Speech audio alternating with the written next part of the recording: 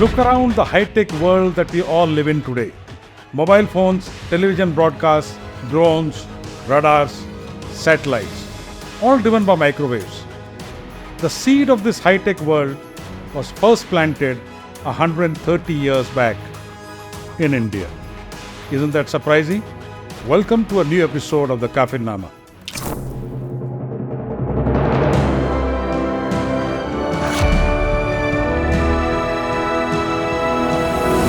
Namaskar. My name is Ajay Sharma. In this episode of the Kafinnama, we present to you the dawn of modern science in India and how it was at the forefront in driving discoveries that shape the world of today.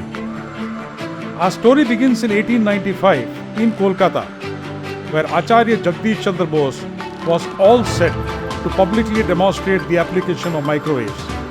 Standing up to a packed audience at the town hall in Calcutta, Bose fired up microwaves using equipment that he had put together himself. The microwaves traveled 75 feet through adjoining rooms, ignited gunpowder, fired up a pistol, and then made a bell ring.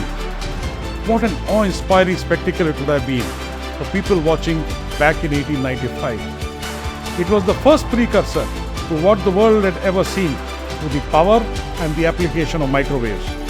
There were others before Bose who had conducted experiments with microwaves, but none had demonstrated the power of their application in the way Bose conjured up in 1895. Bose followed it up with a similar demonstration at the Royal Institute of London in 1897. This time around, he displayed his newly built radio signal receiver that could be used for wireless telegraphy, though wireless telegraphy was not born as yet.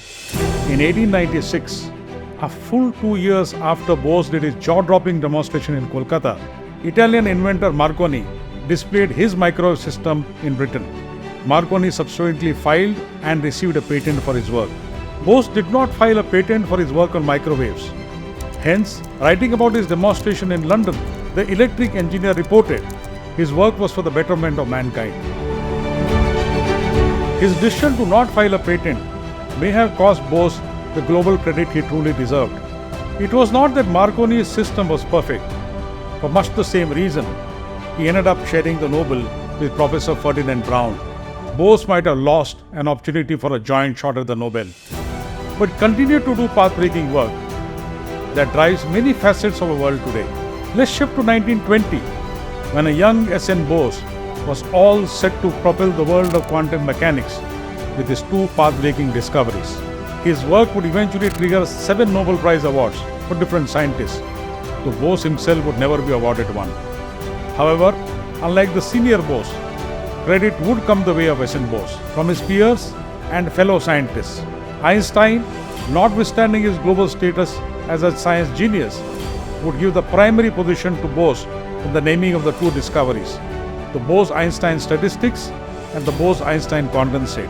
And 2 decades later, Nobel Prize winner Paul Dirac would name the subatomic particles he observed as boson, in honor of Bose, whose pioneering work had driven his research. Our next great scientist of the times is S.K. Mitra. In 1923, Mitra conducted a series of space experiments in Calcutta that would launch modern space research in India. Without getting into technical details, what we can say is Mitra's work on space research added significantly to global learnings on space research at that time.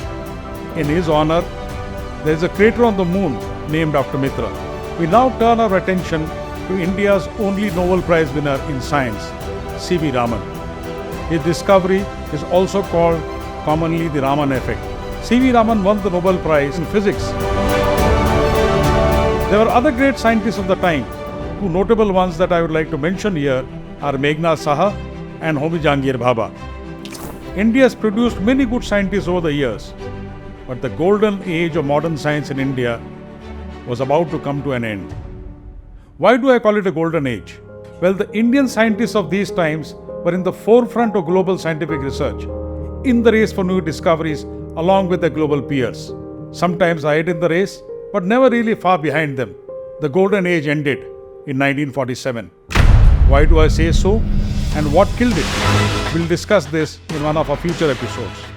If you like this episode, please do share it with your friends. Also subscribe to our YouTube channel. Jai Bharat.